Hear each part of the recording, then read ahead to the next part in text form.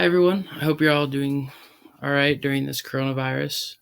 For my presentation, I wanted to kind of talk about one of the key things that I took away from this class as far as the learning. And it was kind of in the varied method of teaching this class, something that I haven't really experienced before until a class like this one.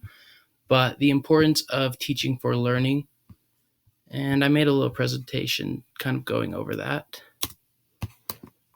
So, um, up until this point, I've always been taught traditionally, and teachers in traditional teaching methods, they often rely heavily on textbooks and busy work. And the focus of the class is knowing the right answer, which I personally think devalues student thinking. I think it's important to, instead of give students right and wrong answers and give them questions and kind of tell them to memorize things until the test. I think it's important to make them want to learn and like enable their learning.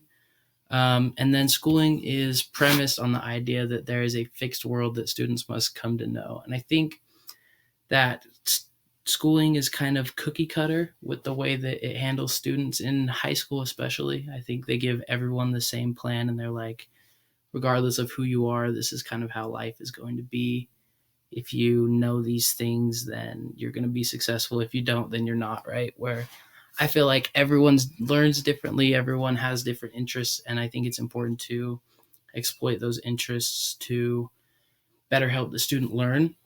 Um, so I think it's very important to be engaging in active learning. And that is, we kind of went over that in class, but students should actively engage in their learning and should have motivation to learn rather than just memorize. So I think it's really important to, like it says in the second one, it's important to take into account students' interests with the topics. And I think being more interested in something, you're going to want to learn it more. And that helps you engage in active learning rather than just passive learning, where you're just listening and remembering things. And then the second you take the test, it's all gone. And I think it's very important to learn this way to help it kind of stick with you and make sure that it's like something you want to be learning rather than just kind of a drag, because you'll have more fun with it. And I think overall you'll learn better. I think it's very important in active learning to check for prior knowledge and in teaching, I guess, check for prior knowledge. And I think doing that will help you get an idea of what students need more help, what students kind of already know what's going on. And I thought that was really helpful. Like I thought this was being shown in our waypoints, especially doing that waypoint writing at the start of the semester and kind of seeing how I thought I used to think I wrote so good. I just got done with the AP English class in high school. I thought it was all that, right? But got to college and I wrote that paper, and then I wrote it again, like a week ago for the Waypost 3, and I saw the different things that I had improved on in the paper. And I think it's important to have assignments like that so your teacher can get a good gauge on what needs to be taught heavily, and it helps kind of tailor the assignment to the student, or the learning to the student for the rest of the semester.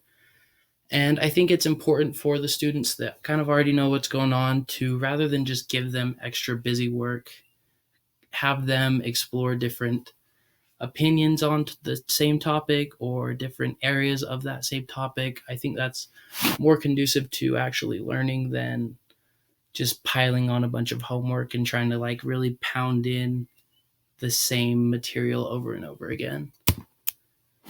And I think something that is super important is using failure to your advantage, where I think in high school, a lot of teachers kind of make it seem like failure is a bad thing, where when we should really be using failure to build ourselves up and figure out what we are not good at.